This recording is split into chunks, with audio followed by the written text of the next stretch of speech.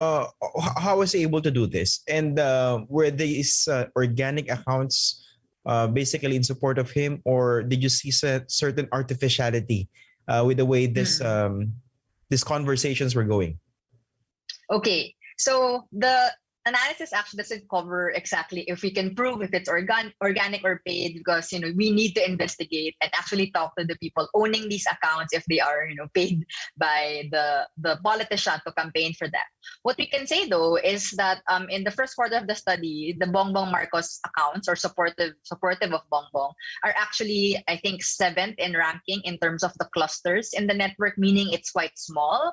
It's not really making any significant wave in the platform. But come Q2, it has, catapulted to number one. What happened is he actually merged with another cluster, a cluster that is primarily supportive of Rodrigo Duterte, Sara Duterte, and Bongo. So that became a super cluster, and that's what we're trying to call it now, because it's a small cluster merging with another cluster, forming this really big cluster. And what happened was, I think there was around 7,000 accounts initially in Q1 of our study, of the Duterte supporters, for instance, the accounts. And now with the merging of the Marcoses and Dutertes and the Go accounts that are aligned with their agenda, it has become, I think, 17,000 plus accounts supportive of their campaign. Okay. I don't think this next question is was covered by your study. But in terms of indicators, did you also notice any common denominator among those accounts that merged into this so-called supercluster? Yes. So since the merger of the Marcos cluster and the Duterte cluster, what happened was, they became number one. They're the biggest. They're in fact 1/5 of the network of election discourses, and that's quite big because Facebook is a big platform. And with the rise in their capacity to influence, also their messages are becoming more salient. A common denominator for both camps is really the inflammatory attacks against other presidential. So we included actually in our report, the keywords they've used to attack or malign the other candidates. So I don't know if it's okay to say it in the show. For example, they put out curses against other candidates. They put mayabang, bobo, or amandaraya. Those kinds of words are thrown at their opponents essentially, and it's a common theme in the cluster merging Duterte's camp and Marcos camp. So basically, many of the messages were incendiary. Yes. Galit, nakikipag-away. Yes, and it is quite I guess inflammatory yung tinawag namin na term, dahil when you receive curses, when you see these kinds of language, but useless language on the platform, it usually further, I guess, flames the debate, flames the discourse. It's not anymore healthy. You're not anymore thinking about the issues or the platform or the agenda. It's just about bickering from one camp to another. Oh, which brings us to my next point, because this is very important, the context of this conversation. We're talking about how Facebook is actually influencing election discourse in the Philippines in the upcoming May 2022 elections. So if you say, based on your findings, that the Marcos-related accounts were basically dominating the conversations and most of the remarks were inflammatory, what kind of discourse are you seeing so far? Is that even healthy? Is that even helping? Yes. So in the official campaign period starts next month, right? So we haven't really started the campaign period officially, but we're seeing all these conversation. So what happens is, instead again of talking about issues, what issues matter to the public, what's the public interest here, we're not seeing that anymore. It's all about a battle between politicians. Who are you with? Are you in Robredo's camp? Are you in Lenny's camp? It's not anymore talking about their competency even. So that kind of discourse is very dangerous in a democracy, because after all, in 2016, the platform was also quite effective. It's all about creating solidarity among the masses. For instance, as the campaign of Duterte. It's similar now, Except that now, in Bongbong's camp, it's a different messaging that, he is actually a visionary leader. In fact, within his clusters, you would see messages apart from, apart from inflammatory attacks against the other presidentiables, you would see historical revisionist content as well, and other, stories about, the Marcoses and his achievements. We don't know exactly if these are, fabricated or not, but what we know is that, it's growing influence. It's actually being shared by a lot. And I just want to point it out, it's not just pages. There's a lot of Facebook groups also at play in the circulation of content, of political content in the platform. In fact, we've shared in our findings that, the Facebook groups are in fact a catch basin. Sila yung sumasalo ng lahat ng political content out there. So even if there's a lot of political content pinupush ng campaign, it's really the groups that are, making it more accessible and, be able to reach more diverse audiences. Sila yung they're basically helping make those information even more digestible, I suppose, for their specific audiences. Digestible, and because it's inside a group, and if most of your viewers probably are a part of a member of a Facebook group. Most Facebook groups are semi-private or private. So whatever happens inside the Facebook group, kung hyper-partisan na kunyari yung discourse doon, kung may irregular campaign activities happening, that's harder to regulate. It's harder to survey because it's happening in the more private space. So that's a difficulty with Facebook. And essentially what we're seeing now in the public ay yung mga sinashare lang publicly by pages and public accounts. But what happens in the groups are hard to track. And that's something that we ask, I guess, civil society and the platforms to investigate further. Sige, mamaya mas pag-uusapan natin yung mga Facebook groups na yan because they're very crucial in this entire discourse. Pero yung sinabi mo kanina na yung Marcos-related accounts are basically merging with the Duterte and Go accounts to create a super cluster, no? How then do you relate that to a recent PCIJ report showing that basically Bongbong was not in the list of top spenders on Facebook? Does it mean, or does it suggest that it didn't have to do this because there were clusters doing that precisely for him? Yes, so I can't speak for the Marcos camp on their political strategy here, but for us, the sudden increase in his activity, the sudden increase in the sharing of content and the pages supporting him is quite suspicious because, a few months, can you create that kind of, community or ecosystem on Facebook if you're not paying? So I understand, the study on spending is a separate study, but now we can, I think, connect, make connection somehow that perhaps the political spending that you're doing in seemingly organic accounts should be counted as political spending. However, the definition of COMELEC, the definition of the official definition of political spending is strictly political ads. But with zero spending, you would question, is he spending at all? And for us, we can essentially connect the dots that if there's a sudden rise in activity, perhaps there's going to be organic. Let's not, discount the, supporters of Bongbong Marcos, but also there might be some activities also going on. And in our study, we've seen that there are a lot of unavailable and possibly suspended accounts that are high in influence. So possibly nahuli sila ng Facebook after the fact, after na damage yung discourse. Pero it's possible, that they are being paid for to advance campaigning for particular camps. Okay. Another finding was the Marcos and Duterte accounts were expanding in reach and engaging more diverse communities. What communities are we talking about here? Correct.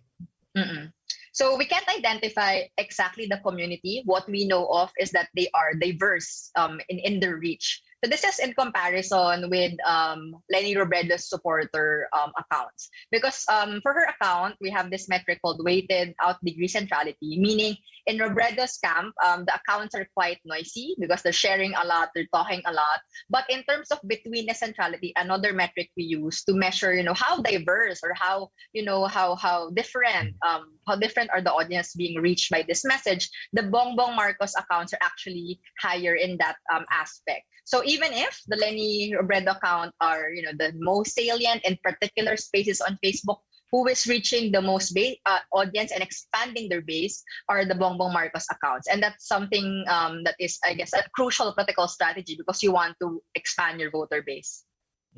So in this case, for instance, I think that particular finding is indicative of the echo chambers that we are seeing, no?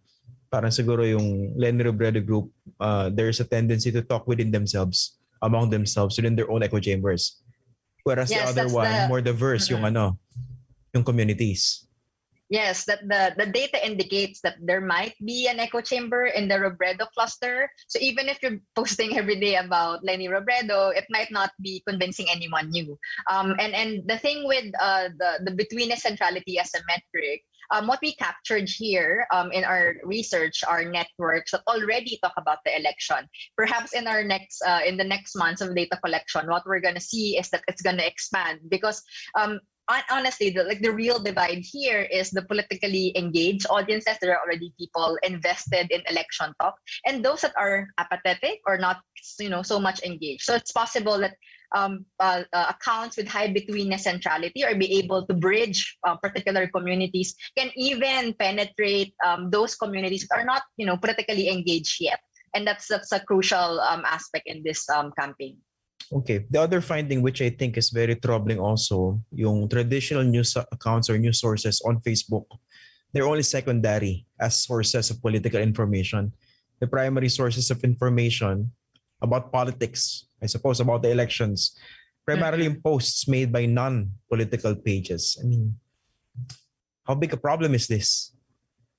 Yes. So in terms of the people actually sharing from news accounts, it's not, the majority audience on Facebook because we're seeing that it's, number 3 or number 4 only in terms of like the size of their community. What this means is that there's only a portion of the community that are news consuming audiences. Of course, we're not saying the other communities are not consuming news, but perhaps they're consuming from other sources. For instance, there are communities consuming directly from government news.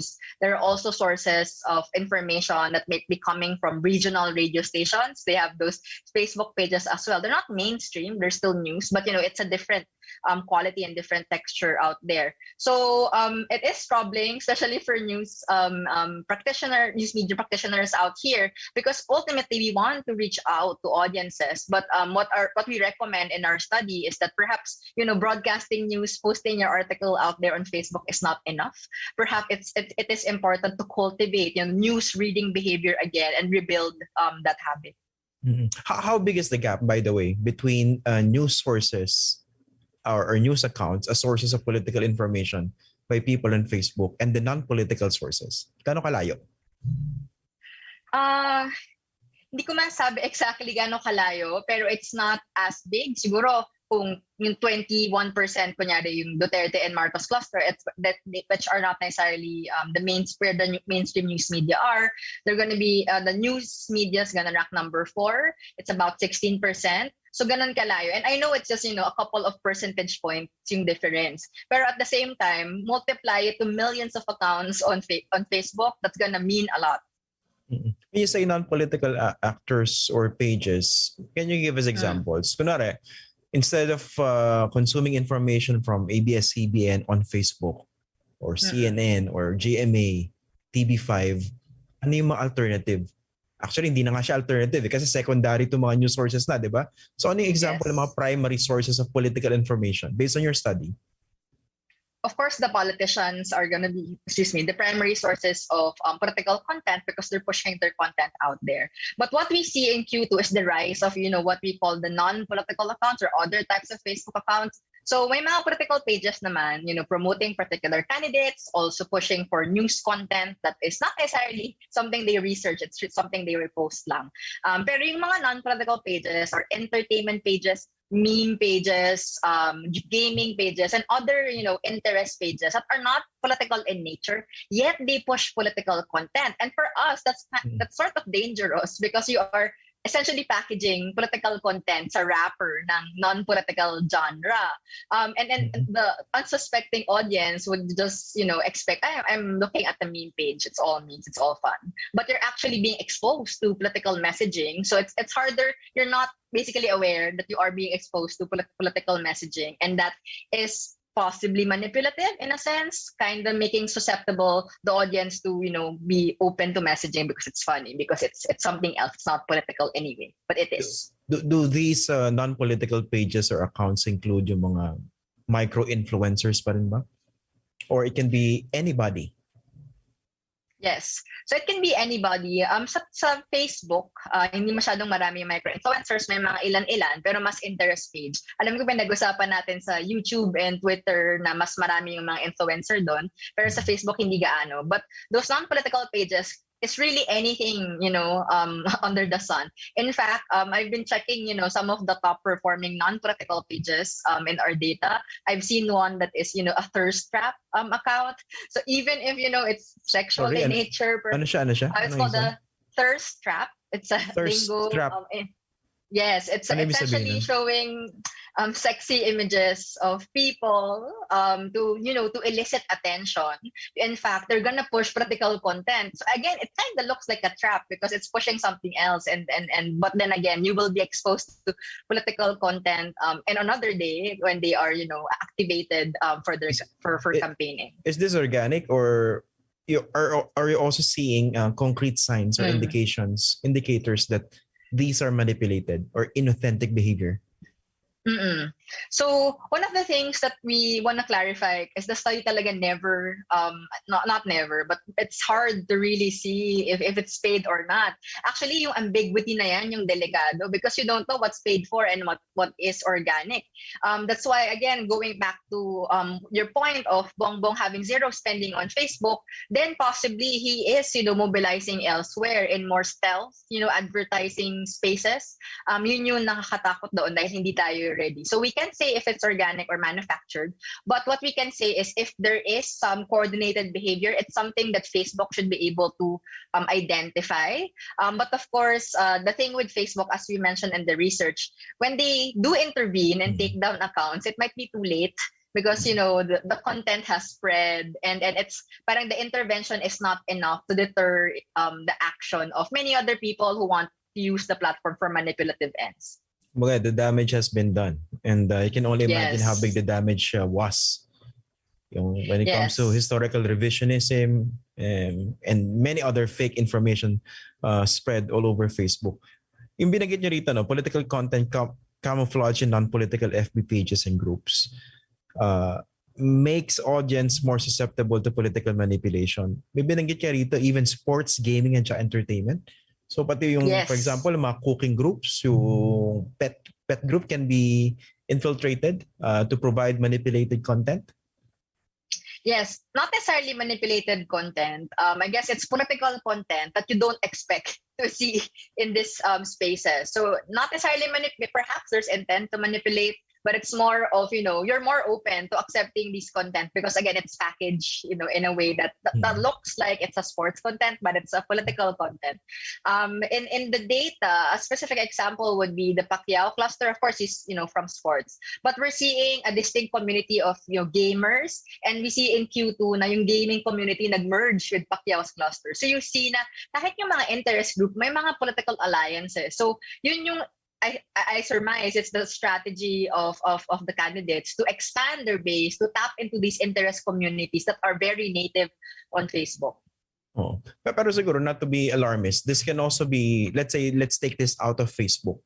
Can this be compared to a situation where a candidate might be reaching different parts of the community, yung mga nakatambay sa kanto, yung mga nasa tindahan, yung mga nasa parlor, yung mga nag-aalaga ng anak. Is it similar to that? And is there anything inherently wrong with that?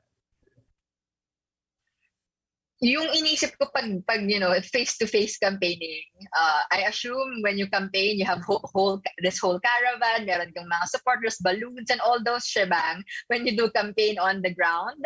I think yun yung wala pag pumapasok ko sa mga Facebook page, non-political groups at pages na ito. Dahil it looks like, siguro yung parang example, kung candidate ka man, papasok ka sa parlor or sa tambayan na, normal ang suot mo, you're not campaigning, you're just there to talk to them. And that's, that's, I guess, hindi naman siya something that is frowned upon, but it's something that the audience are not, not expecting, because they expect you're, a politician. You will arrive as a politician, but there's a certain extent you don't look like a politician. That's the problem, and that makes you more that makes the audience more susceptible to such content. And I think speaking of certain artificialities, a very interesting concept that was mentioned in your study, yung idea ng constructed realities. If this is how the discourse has been going on Facebook based on your study, what kind of constructed realities are those people seeing in relation to the 2022 elections? For example, about particular candidates. Kasi problema na nga yan, diba? It's all about perception. Yet we're seeing this intense conversations or interactions among clusters. And what kind of constructed realities are they producing? I think to a certain extent, it's going to be about manufacturing political popularity. There's a perception that your candidate is winning because you're surrounded by pages and groups that feels that sends the message that in fact Marcos or Robredo or Pacquiao is actually very popular. For many voters, some of them, their basis for voting is who is likely to win, right?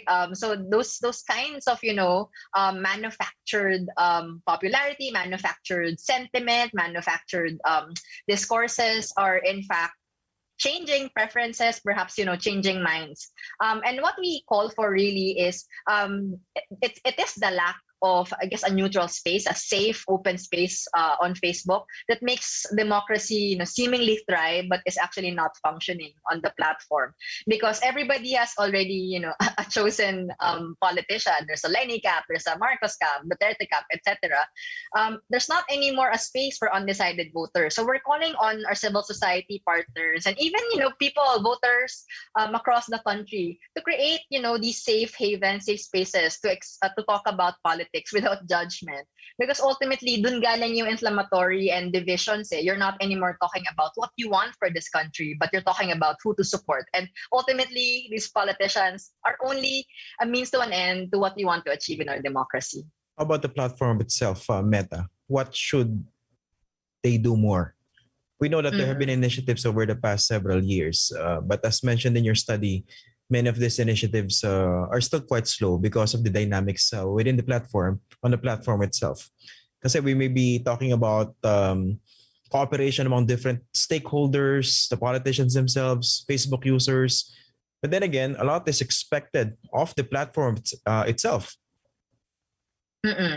So the platform is part of the problem and part of the solution in many ways. We mentioned earlier that the platform essentially has become a place where yung tawag namin internally is hit and run. Yung mag-launch ka ng campaign and then you make the most out of it and make the most damage or impact, whatever is the outcome of that.